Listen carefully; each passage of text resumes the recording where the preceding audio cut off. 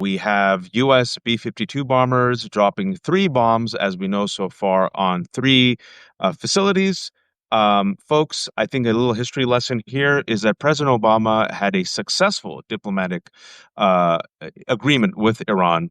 The U.S.-Iran nuclear deal kept the temperatures at bay, brought Iran to the table. We know for a fact that Iran was not close to having nuclear weapons because, hey, don't believe Obama. Don't believe international agencies. Maybe believe Tulsi Gabbard, the director of national intelligence, who just 90 days ago, using U.S. intelligence, told the world that Iran is not close to having nuclear weapons. But as I've been saying this past week, I'm trying to keep the dots, keep the receipts, excuse me, connect the dots, is Donald Trump threw Tulsi Gabbard under the bus. And by throwing Tulsi Gabbard under the bus, if I was a reporter, I would have asked follow-up. So does that mean Tulsi Gabbard is lying? And if so, why is Tulsi Gabbard lying? Why do you not trust your own director of national intelligence when she's telling you that Iran is not close to having a nuclear weapon? And he said, Tulsi's wrong. I had my intelligence. And I would ask, well, where did you get your intelligence from?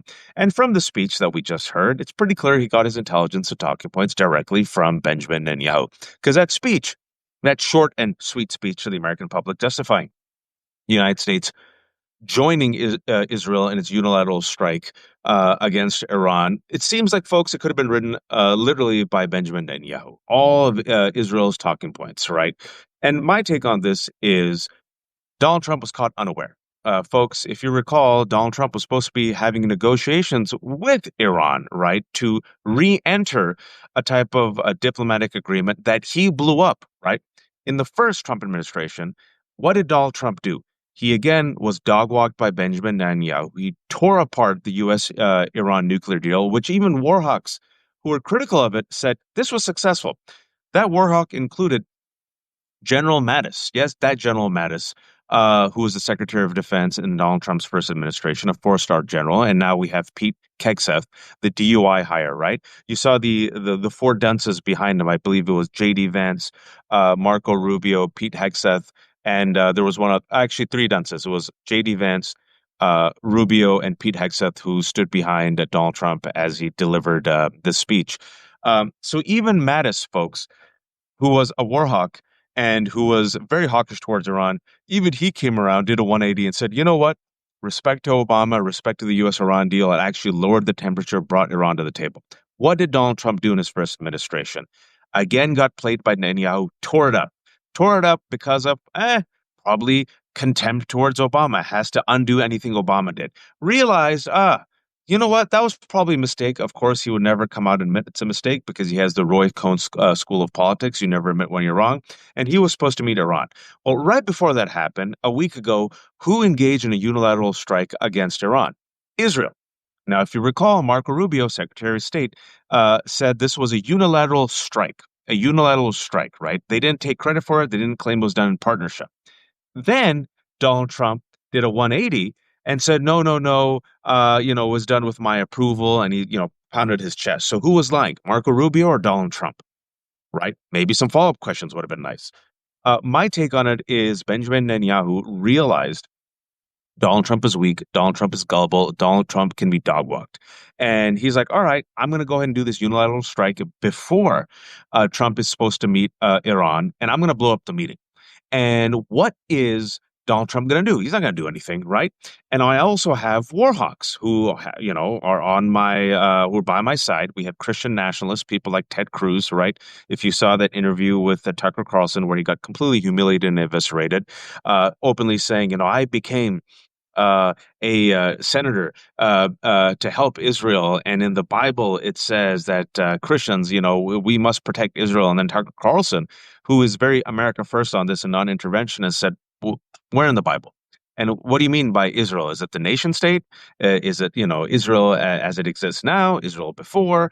And also, can you, tell us how many people are in Iran, the country that you want to bomb? Oh, you can't? Can you tell us the ethnic makeup?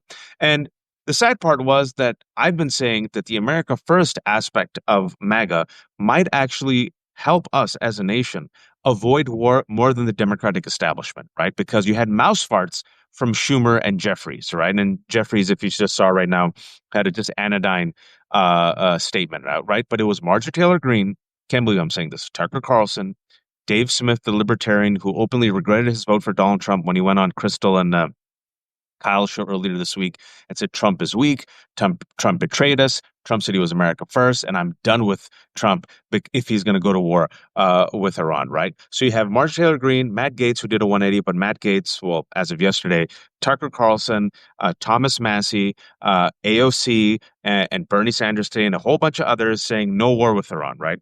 So Donald Trump does not want to look weak. And now you got all these taco memes. Trump always chickens out, right? And then yesterday, was it 2 days ago, Donald Trump does the infamous, I'll tell you in 2 weeks what I'm going to do. 2 weeks, I'm going to tell you in 2 weeks. And you probably saw all the memes, 2 weeks to, Trump, where he does 2 weeks in infrastructure, 2 weeks bird security, 2 weeks, 2 weeks, 2 weeks, right? That's his 2 weeks. It's pun. And this man who ran an America First campaign, this man who promised peace, this man who said, if you vote for me, America won't engage in any wars. I'm a president who has not started wars. Well, congratulations. Donald Trump just started a war. Donald Trump unilaterally got United States involved in Israel's mess, Israel's war. And furthermore, and I'm so glad someone just mentioned this, did not have congressional approval. So the question that I have is, how can the president, because we live not in a authoritarian regime. We have the separation of powers. You have Congress, you have the executive, and you have the judiciary. How did the president just unilaterally bypass Congress? Where did he get the authority to unilaterally use American planes to help Israel in its war with Iran? And isn't this grounds for impeachment? And the answer is yes. Yes. Who gave Donald Trump the legal authority to completely leave Congress in the dark? And so what we found out so far is Republican lawmakers are cheering the U.S. strike, but top Democrats are condemning it. And furthermore, top Democrats are saying they got just a very perfunctory notice right before the strikes. They were completely in the dark. They had no idea. So you need checks and balances, folks, right? So is this grounds for impeachment? I think it is. Maybe someone should call it out. Maybe, I don't know, a Democratic leader should say this is grounds for impeachment. Maybe a Democratic leader should say, who gave Donald Trump the authority to bypass Congress and now have the United States join Israel in a war against Iran, folks? This is not, just a strike. This is Donald Trump rattling for the past week, saying, Iran better have unconditional surrender. Why would any country, and we can shit on Iran's leadership, why would any country unconditionally surrender to another country? They won't. Then Donald Trump said, Tehran, everyone should evacuate now. Tehran is the capital of Iran. It has 17 million people. Then he said 2 weeks. All right, give me 2 weeks. And then fast forward unilaterally, apparently American B-52s are helping Iran bomb these 3 nuclear sites without congressional approval. So to Iran, this is war. To Iran, they're like, okay, the United States has officially joined Israel in striking us, right? Using American planes to bomb these facilities, these deep underground bunkers, right? Because Israel could not do it. Israel didn't have the planes. It needed the U.S. B-52 bombers, and it used the U.S. B-52 bombers, right? So, are we at war, Pamela? I mean, seems likely, right? If you're Iran, do you feel like U.S. has declared war with Israel? I would say yes. And furthermore, what people don't realize is the following. I see the Warhawks, right? Folks, I'm old. Look, I got the gray hair. All these Warhawks, and I know people might not like this, but these Warhawks aren't just relegated to the right wing and MAGA. These Warhawks are also the Democratic establishment in corporate media. I don't know if you all saw this insane CNN article that just came out praising U.S. military might. You also have these Warhawks in think tanks. You have these Warhawks in the military-industrial complex. I don't think we have an anti-war party, right? These Warhawks have been banging the drums, folks. I'm old enough to remember that these Warhawks, including many Democrats, came out when a post 9/11 and cheer-led George W. Bush's disastrous, reckless war, which brought nothing but chaos and ruin, birthed ISIS, anti-Americanism. I was a college student, 21 years old at UC Berkeley, a senior. I joined thousands of people in America and abroad protesting the war, warning America that the war would have severe blowback both internationally and domestically. ICE was created, folks, during the War on Terror. The Patriot Act was created during the War on Terror. And many of us said, America, you should think twice about giving up your liberties and freedoms for the feeling, for the illusory feeling of safety and security. But the enemy was the Muslims and the Arabs, right? A friend of mine just WhatsApped us in a message group, and she's 50. And she goes, I don't think there's ever been a time in my life that the U.S. has not been bombing and killing Muslims. And she is a Muslim. And I'm like, that's a really good point. Muslim lives don't matter, brown lives don't matter, Arab lives don't matter, apparently Iranian lives don't matter because last week we had Mike Huckabee and Ted Cruz and Lindsey Graham praying for Israel. And I asked, why not pray for Iran? What have the Iranian people done? They haven't deserved this. You can hate the regime, but no prayers for Iran. And that's what constant dehumanization for the past, gosh, it goes back even before the war on terror does through our pop culture, through our media, through our framing. Who is seen as a human being worthy of prayer and who is worthy of being bombed in order to be saved, right? That famous quote, we had to bomb them in order to save them, right? Think about the millions of Iranians. Why? Why? Iran is not even close to a nuclear weapon, right? We know this. And the person who's had a war boner for about 3 decades now is Benjamin Netanyahu, a war criminal who, over the past year and a half, has implemented a genocide in Gaza, right? Audacious attacks, bold attacks, terror attacks, according to Leon Panetta in Lebanon. Now you got the Houthis in Yemen, right? And now this has spilled over all the way to Iran. Why? Because he is a corrupt warmonger who realizes the second the war ends, he will have to be held accountable for numerous criminal allegations. Number one, he'll lose power. Most likely, number two, Netanyahu, much like Trump, will be held accountable and go to jail. So he wants perpetual war for the rest of his life because he wants to stay in power, and he doesn't care if the world burns. He doesn't care if Jews are made unsafe, if anti-Semitism rises, Islamophobia rises. Because, folks, I'll tell you what's happening now. Of course, America is the world's most powerful military. Of course, America and Israel, by the way, speaking about nuclear weapons, who has nuclear weapons, folks? Not Iran. Israel does. And so does America, right? So what's going to happen is, yeah, U.S. and Israel, and this is for the framing and for the Warhawks who come on TV on CNN, Fox, and MSNBC. If Iran strikes back, we have this and we have that. Of course, we can annihilate them. But I give you the failed war in Iraq and Afghanistan. I also give you Vietnam, and I also give you modern warfare, asymmetrical warfare. U.S. citizens, U.S. tourists, Jews all around the world, Muslims and Arabs, everyone becomes a target. The world is a battlefield. We also have 45,000 U.S. troops stationed all across the Middle East. Our biggest base outside of U.S. is where, folks? Qatar. So now Donald Trump has put not just U.S. security at risk, right? But he's also put U.S. troops at risk. He's also put Jews at risk and Muslims and Arabs at risk. In the past year and a half, during Israel's genocidal war against Hamas, it's no longer a war against Hamas. I think it's pretty clear it's a genocide against Palestinians in Gaza. What has spiked? I've been warning about this for a year and a half. I said anti-Semitism is going to spike and anti-Arab and Islamophobic violence is going to spike. And you're seeing it now, right? The world is a battlefield, right? All you need is a few nuts who are radicalized.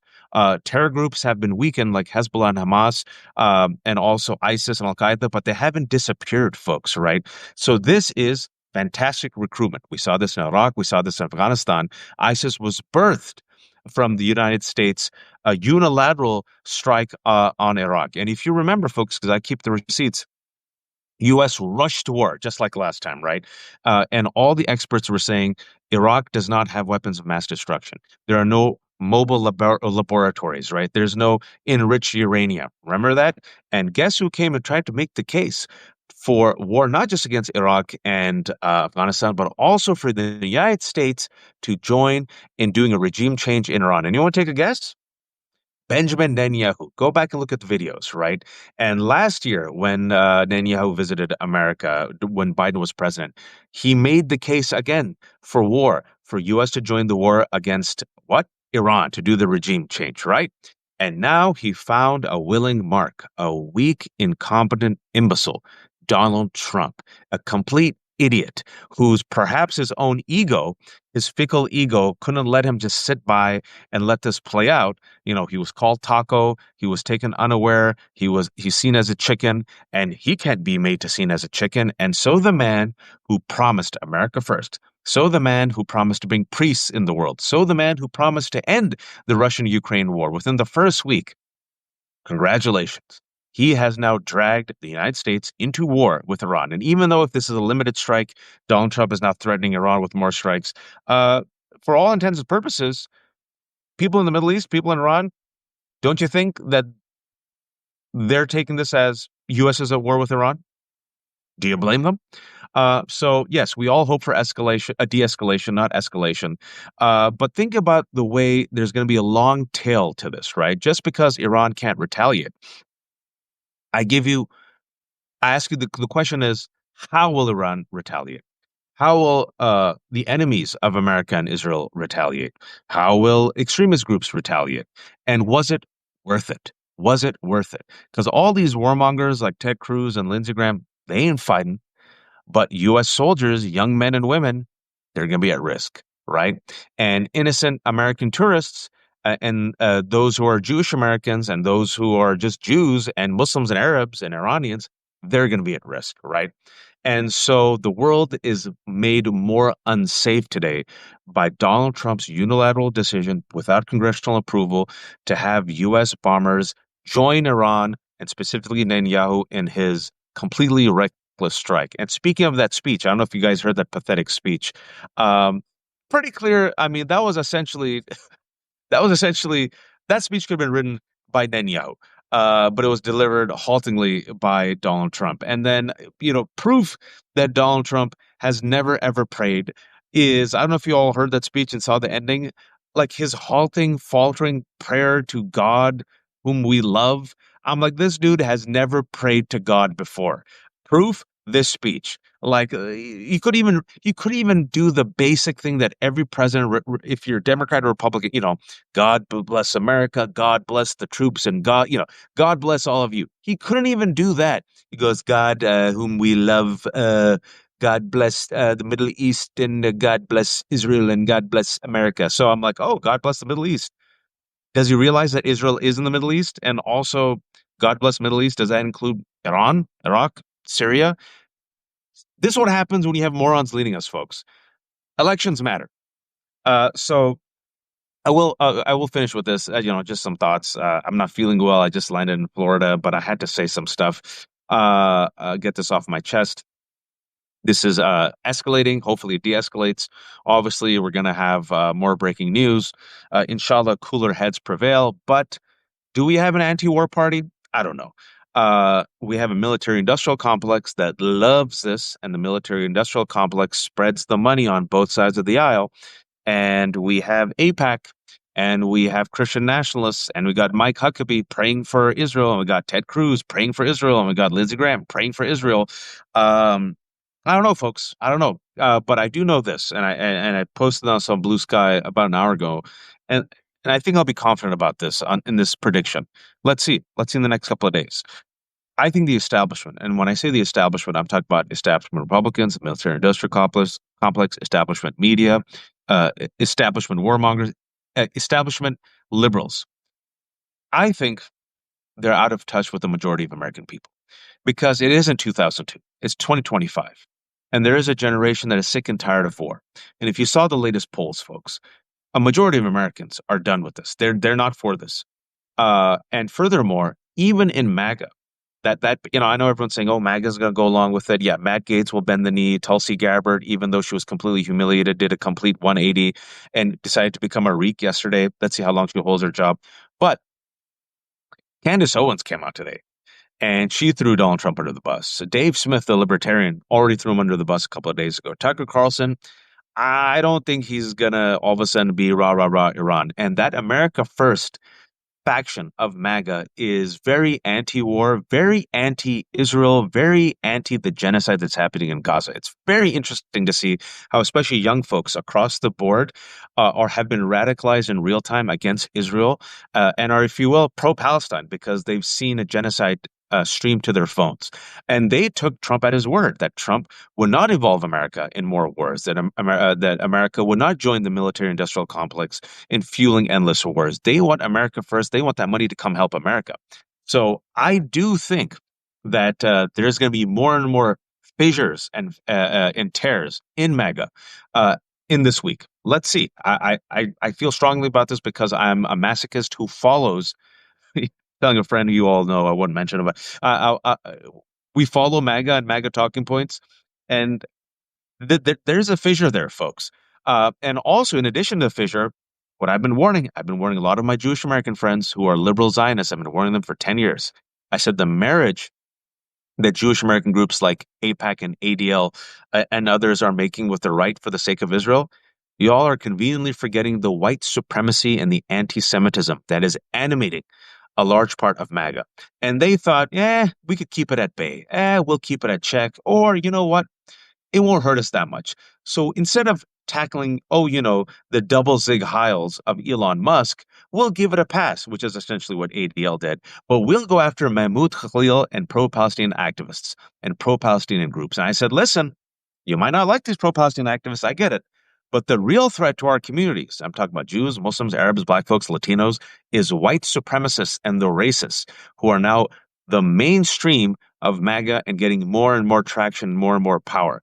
You might think twice about aligning with them because the Nick Fuentes that white supremacist anti-Semite who Donald Trump dined with, he is now a mainstream player. And the Candace Owens and Tucker Carlsons who dabble in white supremacist conspiracy theories, you might want to take a look there instead of going after, these freaking college students who are protesting Israel's genocide. I think that might be a bigger problem, but ADL said, nah, we want to crush Mahmoud Khalil and we want to crush the Remeza Ozturks. If you don't believe me, go back and look at ADL's March 9th post celebrating Mahmoud Khalil's detention. Zero crimes, zero criminal charges. Mahmoud Khalil was in detention for 104 days.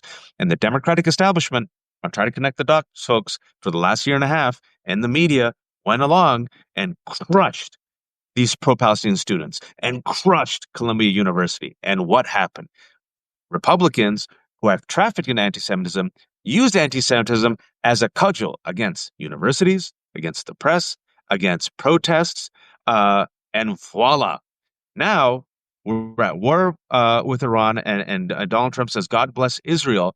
But his base that he has nurtured hates Israel and the Jews, and specifically wants Jews to go to Israel because they believe in Zog. The conspiracy theory is Zionist occupied government.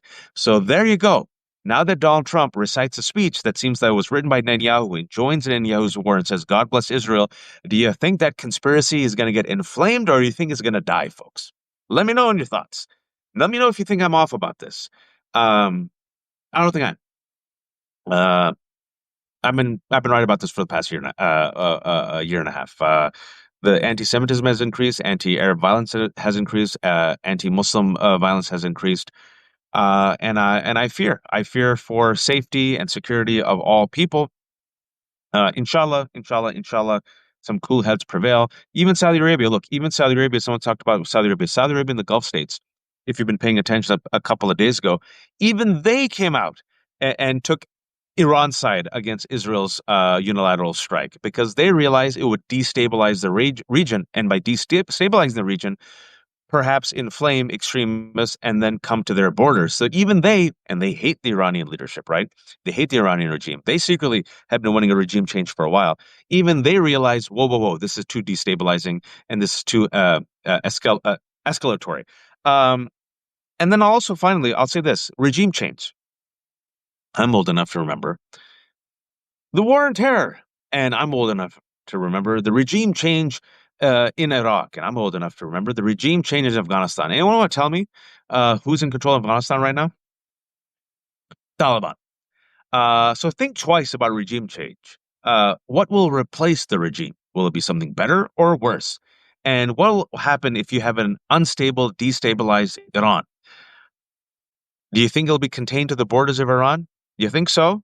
Well, I give you the Houthis in Yemen. I give you Hezbollah in Lebanon. I give you what's happening in Gaza. I give you the spike in anti-Semitism, the spike in anti-Arab and anti-Muslim violence. Good luck, folks. And again, I want to remind you all that there's, 45,000 U.S. troops all around the Middle East. Our biggest base is in Qatar. Right now, our troops are being used against U.S. citizens in L.A. ICE might go bankrupt because Donald Trump and Stephen Miller have decided that the enemy is within. What about gas? You guys like gas prices? Well, enjoy paying more for gas for the next couple of weeks, folks. Oh yeah, price of X, those are high. Grocery prices, those are high. Measles is spreading. People are out of job because Elon Musk and Doge are gutting jobs like at, oh, I don't know, Veteran Affairs, the IRS, Department of Education. So people are without jobs, people are without healthcare. RFK has replaced all the experts with anti-vax conspiracy cranks. Um, conspiracy theorists and cranks. U.S. is more isolated. People aren't coming to America because they don't want to be, renditioned and sent to Guantanamo or El Salvador. We've lost at least $12 billion in tourism. World Cups in 2026. Will people come? Why? I wouldn't come. Olympics 2028. And the America First president now has started his own war, joined Israel in its war with Iran. But also before that, the America First peaceful president who's going to bring strength and prosperity to America and the world is going to respect America has also started a unilateral trade war, gone zero deals. Furthermore, has alienated our allies. Canada has still threatened to make Canada into the 51st state, has openly said that military options are on the table to get Greenland. Denmark doesn't like that too much, has alienated Mexico, and has alienated our allies in NATO, in the EU, and Ukraine. So, do you feel great again? Is America first? Y'all let me know. Um, Thanks. 1,400 people. I didn't even realize 1,400 people had joined us. If I can find an expert to talk to, I might get in a buddy, but it's a Saturday night. Maybe we'll talk tomorrow. This was me on my vacation, but I hope this was helpful. I try to keep the receipts. I try to connect the dots. I have elephant memory, and also, folks, I know people might not like this. Actually, for the last 6, 7 minutes, I said final word, but I know people might not like this. But I try to be fair. Joe Biden, his legacy will be emboldening war criminal Netanyahu and giving Israel a green light to commit a genocide in Gaza. And I know Democrats don't like hearing this. Joe Biden allowed Netanyahu to cross every single one of his red lines, to bomb Rafah, to bomb, innocent, civilians, to build more settlements. Joe Biden, under his watch, said yes, yes, yes, yes, yes.